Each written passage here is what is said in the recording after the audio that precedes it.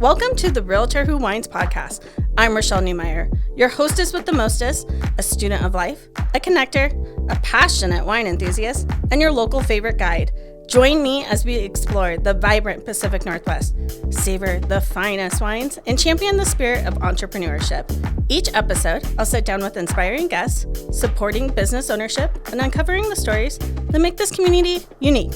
So grab a glass of wine, settle in, and let's embark on a journey of discovery and connection together. Cheers!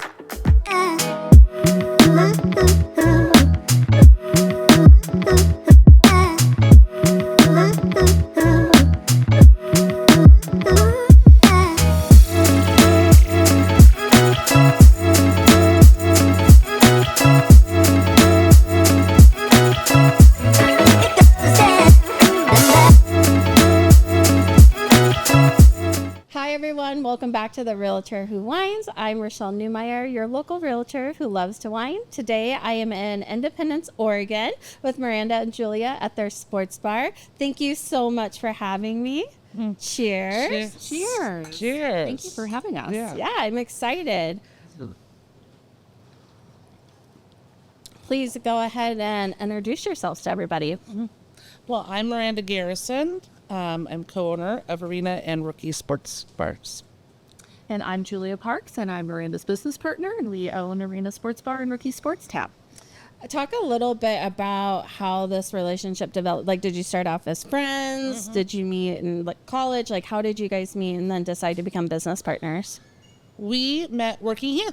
Oh my gosh, perfect. Yeah, in college. Yeah, we both worked here through college and became friends because we're in this industry and worked together quite a few shifts really closely. Well, we had a lot of mutual friends in college as well, but we Sure. So we went to Western Oregon University, both of us, and we'd see each other at school and work, and we still liked each other. That's important. That's definitely important. Yeah. So you started out as servers, bartenders. Yeah. Yeah, bartenders. And what made the transition mentally and then also in life to go from that to ownership? I'm assuming management started first and then maybe dabbled into the ownership part. Yeah, it was kind of that system. Yeah, so we started as bartenders and then, shift leads. And then we worked here for a decade. Yeah, and 10 years. Yeah, and we had graduated and we still weren't finding jobs in our fields. And we enjoyed our jobs. Yeah. So if we decided if we couldn't find jobs in our field of study, we wanted to go into this industry together. Yeah. I love that. At that point, we were looking for bars to buy in Willamette Valley. Yeah, the valley, anywhere. Or startup locations. And the owner of Arena at the time knew that we were actively looking, and she made us an offer to buy the Arena. Yeah. Nice. And she was looking to retire then and transition. Yeah, she had owned it for over 30 years at that point, and she still owns another bar in town. She just wanted to have the one. She didn't want to have two. Downsize a little bit. Yeah. So once she made that offer to you, what made you decide we want to stay with Arena, or did it just feel like it fit because you'd been here for so long? Yep, it just felt like home. Yeah, Yeah. it does feel like home. Yeah. I love that. A lot of time here. What was something that surprised you about the purchasing process and stuff, since you hadn't done that before? Was there anything that caught you off guard, or was it exactly what you expected? Well, we had really good mentors. We worked with the Small Business Bureau and the Chemeketa Business Development, and they had a mentor program, so they had helped us, and they had guided us in what that looks like, and how to write a business plan, do profit and loss projection based on the current profit and loss that Paula provided us. So that was a really interesting process. Yeah, and they guidance, because especially partnerships usually don't work. Right. And I think that's why a lot of people always like to know how we've done it, because they don't usually work. Well, and that's why I asked if you were friends first or were you colleagues first, because sometimes too, it's romantic to be like, oh, my best friend and I are going to open this. And then once you're business partners, you're like, I'm going to murder you, because it's hard. Exactly. Yeah. Yep. Yeah. Ding, ding. Yeah. I think because we worked together for so long, we had such a great working relationship established already. Sure. And we knew kind of the ins and outs of the bar, but also the ins and outs of our strengths too. And that really helped. And we had a common goal. Yeah. And we also, like, we have a contract between us. Perfect. It's our contract of, like, what we will do and our expectations. And that was one thing our mentor taught. She's like, you want to have these hard conversations while you're still happy. Right. Yeah. And anything's we have referred rocky. back to it. Not very often, because we get along pretty well. Like, But it's hard when business changes or atmospheres changes and stuff. Sometimes you have to remind yourself of foundations or goals that you had. Did you know, because of working together already, like, oh, I'm going to be really good and own this part of the business, and I'm going to own this part of the business, like as far as like marketing, staffing, training, like who decided to do what? Kind of. I think like that was the goal at the beginning, is that we had kind of more clear ideas of what we wanted to do in regards to those things. But it's changed throughout the years. Sure. Kind of based on what's happening in the community, what's happening in the bar, what's happening in our lives. So those roles constantly change. They're fluid. Ever evolving. Yeah. well, and while, like, we do have our strengths and weaknesses, we both do know how to do the other things. Like, Absolutely. Yeah. And, Yeah. like, we have really good checks and balances. Like, you know, our accounts, we both of us look at them. We, inputs and then reconciling. And so that way, we're just very transparent with everything. Yeah. Which is important. Yeah. Yeah. I think that's one of the biggest keys to our success is being so transparent and honest. Yeah. What has been something that you've learned over, because how long have you had this bar now? 11 years, 12 years, Somewhere around there. Yeah. 6, right? No, 14. 14. Okay. I was thinking when it changed to arena, it used to be schooners. So Got it. Yeah. Got it. So 14. over the 14 years, what are some different things that you've learned as business owners and leaders in this industry? What have we learned? Oh, That we don't know anything? It's just like being a grown up. You're never actually grown up. Yeah. Yeah. Yeah. I learned that like the level of community involvement is something that I had not anticipated. And it's really great being able to give back and be a participant in what's happening in the downtown activities. Sure. Or with the college in Monmouth. Yeah. Yeah, we are pretty involved. Yeah, that's something that I learned. What else? Management. That was... Has there been like some pain points with staffing or training staff, especially like over the last decade? Like employees have changed, retention's changed a little bit. Well, we actually are pretty lucky for a bar and restaurant. And I think that we've worked really hard at being good bosses. When we started, we said we want to be the bosses that we always wanted. And we've done a pretty good job of that. So we keep our servers for a very long time. That's Like, we awesome. have ones that have been with us for a decade. I love that. Josh just celebrated his 10 years. That's amazing. Yeah. I love that. And all the Way to other go, ones are- Josh. Yeah. Yeah. Shout out to Josh. Yeah. And then we have people 6, 5 years, 8 years. And then they're very happy. They're like, we love it here. I'm like, okay. Well, I think we work really hard creating a culture, a specific culture. We call it the Julia and Miranda culture. And we get them to kind of buy into it. Because Sure. It's all about, service and making our customers happy. Right. Enjoying themselves, but also keeping our staff happy too, Absolutely. with whatever they need to be successful. Well, we always say we want a fun and safe space for people to gather. Yeah. And that includes, having staff that's trained. It has all the tools that they need. Yeah. If they say need something like, I need this tool or I need this, I want to try this liquor, we accommodate and we listen to them. We really listen to what they want and need. Sure. How has that changed over the years, like relationships with distributions or local companies? Like, can people come in and be like, I'd love for you to carry our vodka, or do they have to go through a distribution type channel? No, they have sales reps that come in. Usually, like our regional sales person will bring in somebody. Like we have a liquor rep and we have beer reps, and they'll have different people tag along with them. Like, hey, you want to buy? Yeah. You want to try this?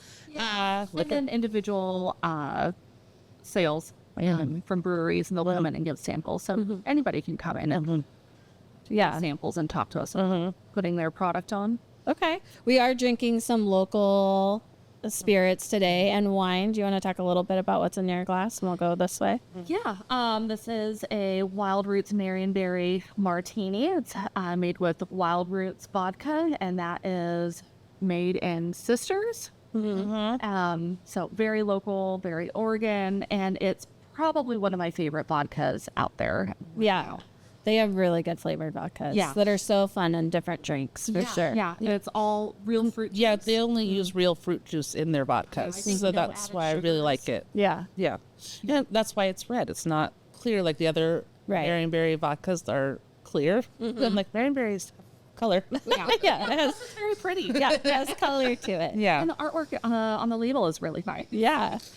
You're drinking a Bloody Mary? Yeah, I do believe made this with the potato vodka, Cascade Street potato vodka, because I like that. And then we have a signature Bloody Mary seasoning mix that we make, and different concoctions that go in it. Like all the things that go into it. And that's the best part about a Bloody Mary. It's a drink and a snack. Yeah, it's healthy for me. I'm getting my vitamins. Your tomato juice. It's perfect morning. Absolutely. It's a balance. It's a balance. And go ahead. Sorry. The Cascade Street potato vodka is also made by Wild Roots. Yeah. Just want to throw that out there. Yeah, but both locally. And then I'm drinking Eola Hills Pinot Noir, which is also here in the Willamette Valley as well. So delicious. Just right up the road. Yeah. How has your palate changed over the years, owning a bar? Like, do you go through different seasons? Like, we were talking about espresso martinis earlier. Has that always been something you enjoyed, or has it kind of changed over the years?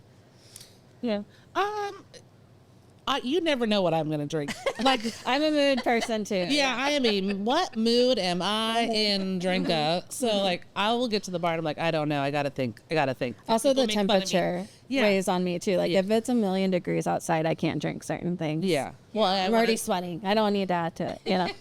Yeah, summer I like gin and tonics. Right. Winter I like, warm drinks, coffee, coffee nudge or something. But, so I've always been that way. I've always kind of, wherever my heart takes me. Yeah. I've got the 5 things that I like to drink pretty consistently. Julia's top 5. Here we go. This is one of them. Yeah. But I like to try new things. So if I go out somewhere, I'll usually order something off of their drink menu. Sure. See what other Just to people check out are doing. And I am just figuring out my love for gin.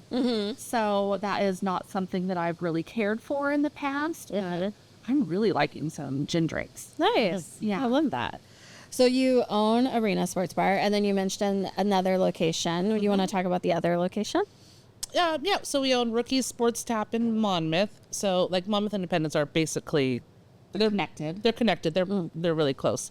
And it is a family-friendly bar, which is and it's more of a tap house. We have 40 different beers on draft, so cool. There's something for everybody, and lots of ciders. Oh, love if you're a cider drinker, we have probably at least 10 of them are ciders. 10 ciders. Cool.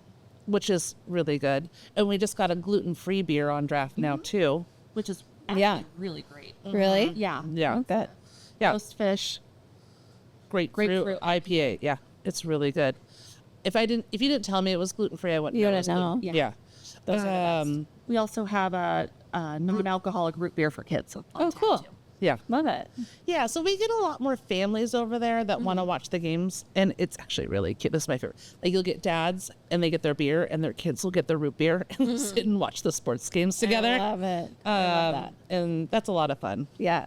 That's so cute. What made you decide, like, you know what, this is going great, let's open a second location? Or did it kind of come out of nowhere? Like, did someone reach out to you? Did you reach out to them? Well, so when we bought Arena, we thought, like, what are our goals? You know, what are our 5-year goals? And Sure. when we got close to 5, that 10, 5-year 15, 20-year goals. yeah, we decided that we wanted to expand on some level. And we were getting close to that 5-year goal and hadn't really found anything or weren't really looking that hard. And our friend Alex Trevino owned Rookies. So we knew that he had moved to Lincoln City and was traveling back and forth every day. Also busy doing like the summer concert series for Independence and Lincoln City and some other things. And so, he is partial owner of Rusty Truck as well, brewery in Lincoln City. So, yeah. so we emailed him and asked him if he was interested in selling. Yeah, we're just like, well, and we also like thought about the different bars in town before we're like, well, okay, what fits with us and who we are and our style and what we like. And we're like, Rookies it just made the most sense to add to our portfolio. Definitely. So, What did you learn about managing 2 locations versus 1? Like, was there anything that, it's kind of like when you have 1 kid and you're like, oh, this is great, I'm ready for 2. And then you get 2 kids and you're like, holy crap, what am I doing? Or was it not like that? there were some growing pains, a little bit, but not too bad because there's 2 of us. Well, and people always ask us, oh, does one take care of one and one take care of the other? I'm like, nope. We both go back and forth. It's really just about, like, we talk in the morning, like, hey, where are you at? What are you doing? And, you know, what can you do today? And we're really good at dividing and conquering. And that's why it's important we both know how to do everything. Yeah. So we're like, oh, okay, well, that makes the most sense for you to go to cash and carry today, and I'll go over here, and, you know. And then do you have managers at each location that also help, or do you manage both locations? We manage both locations. We don't have a manager per se. But we do have senior staff who kind of take over some duties. Sure. Like closing up or opening if one of you can't, kind of a thing? Yeah, or doing deposits if needed, or helping with the ordering. Yeah, doing the Cisco order or Yeah. cash and carry. Well, it will always be cash and carry. So, you know. Yeah. And I'm sorry, U.S. Food Chef Store, it's cash and carry. What about your menus? Like, how have they changed over the years? Or, like, do you have your tried and true? I see, like, the hot wings behind us over here as a staple. We always have the hot wings. We have 26 different flavors. We do a seasonal one of them, sauce of the month, and we are known for our chicken wings here. They're really, really, really good. But the rest of the menu does change quite a bit. Yeah, well, wings and burgers stay pretty consistent, and we'll add something. And we look at a lot of reports. The numbers don't lie. What's selling? What's not selling? What's priced appropriately? What's not? You know, so we're kind of figuring out what's working and what doesn't. And if something's not selling, then we'll try something else. Yeah. That is the key, because Miranda might like something, and I might think that it's not selling or selling. You know. Yeah. And then we'll run reports, and we're like, oh, nope. I bought all 4 of those. Yeah. And the numbers don't lie. And I think that is a thing that a lot of restaurant owners do, is that I feel, or I like, or whatever. Sure. And it's not about that. It's about the numbers. Like, what do your customers like? What makes the most sense according to cost to make, time to make, and selling, and using data to analyze things is really important. How often, with like inflation and things like that, do you reevaluate pricing on the menus? Pretty often. I say quarterly. Quarterly. This year, we've been looking at the trends, the cost trends, a little bit more closely. Sure. Because the cost of things are tariffs, so we're watching that a little bit more closely. But usually, we do a pretty in-depth quarterly analysis. Nice. Yeah. And have you seen the costs go up significantly? Not necessarily on your menus, but like on the back end. Oh, yes. Yeah. Yeah.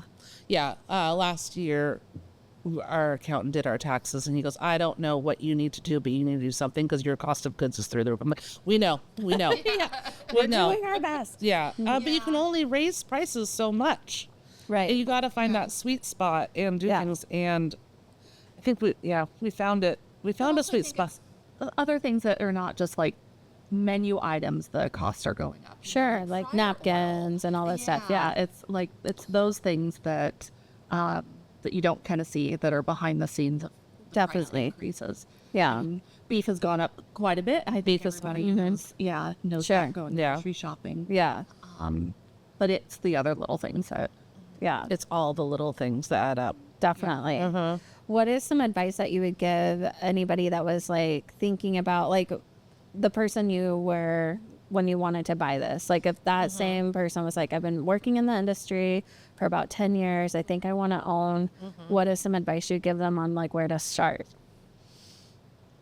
Oh, I definitely would tell them to have a really solid 3 years where you just want to work and not have any life. Yeah, that's any business ownership for sure. Yeah. People don't realize how much time it takes when you first buy a business because you just don't know how to do things efficiently. Sure. And or even a startup. and that learning curve is hard. And you have to spend time inside the business. You can't learn it from your house. So you're in the wherever you are. We were behind that bar so much that first couple of years. I mean, Yeah.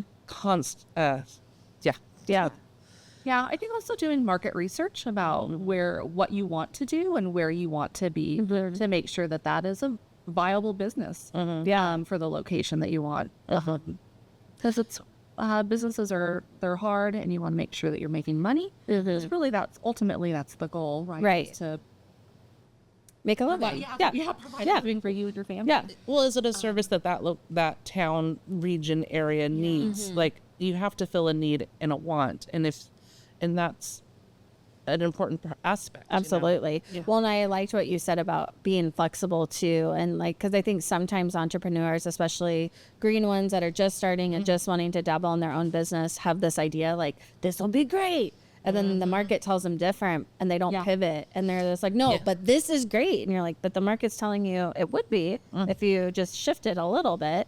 And so I love that you were like, the numbers don't lie. Like, speak to the numbers, move to the numbers. Yeah.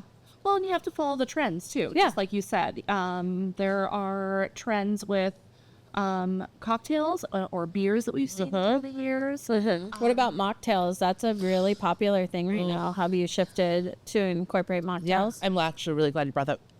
The younger generation aren't drinking. Right. They're just not. But they do like to go out. Right. So we have a mocktail menu. Perfect. We have 5 or 6 different non-alcoholic beers available.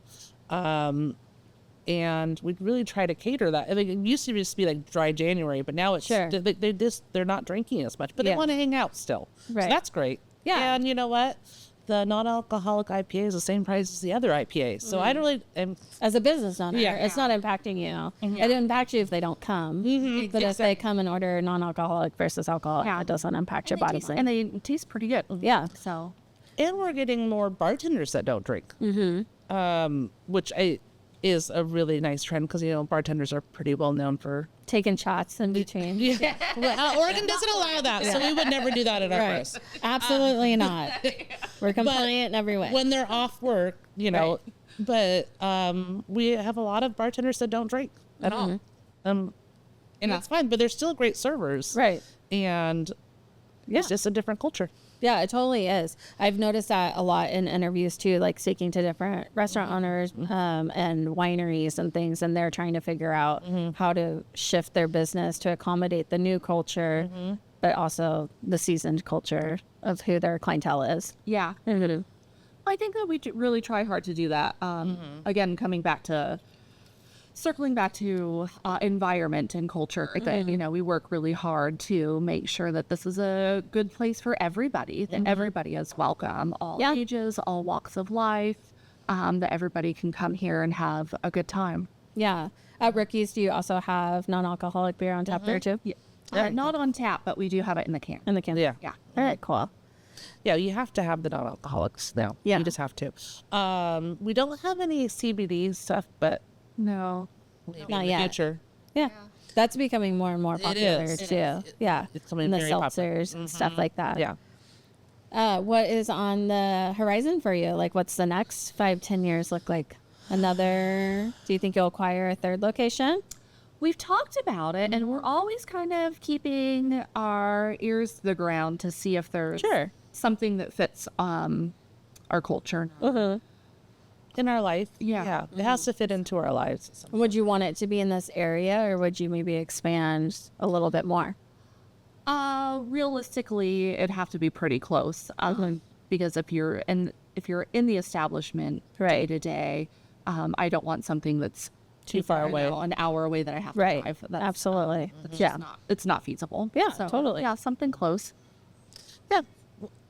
When we figure it out, we'll know. Our hearts will know. Yeah. Yeah. Yeah. It's like- tell us. Yeah. It's like, Just like Arena and Rookies. Like our hearts just told us, like, yep, Yeah. that's where we need to be. yeah. And And the opportunity came up, and it was. I love that. We're really lucky to have been there at the right time, and we worked really hard at it too. So it's not just luck. We are filming right now in October, but this will actually be live in December. What are there any events or anything that like you guys have over the years that people should know to check you guys out? Like I know Independence does a great 4th of July parade, so I'm sure you do stuff during that. Like are there different events when would be a great time? Yeah, I If a always say- non-local wanted to drive up from Portland or come over and check you out. well, I always say Independence Day is really big in Independence. Right. Like That makes sense. It's our town. It's in the our name. Yeah. Yeah.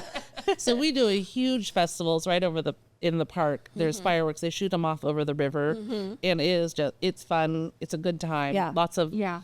I've caught the parade a few times. Yeah, the parade is great. The Rotary Club does that, and it's wonderful. With that summer concert series all summer long. So that's really nice. That's free on Friday nights. And then we're just right across the park from that. So people can come in and have a drink and Grab something to eat. grab something to eat. Yeah.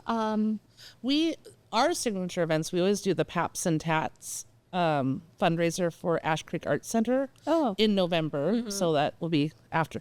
But that's one of our big events that we do. The local arts center, we partner with the tattoo shop across the street. Main Street Tattoo. Yep, and Paps, and we do, and then pretty much all of our vendors. We solicit all of our vendors. So like, Jeff, we have 2 Jeffs that are our liquor reps. We're like, give us swag. Yeah, please. And so Pendleton's really good about. Pendleton helps us a lot, and then all of Jeff.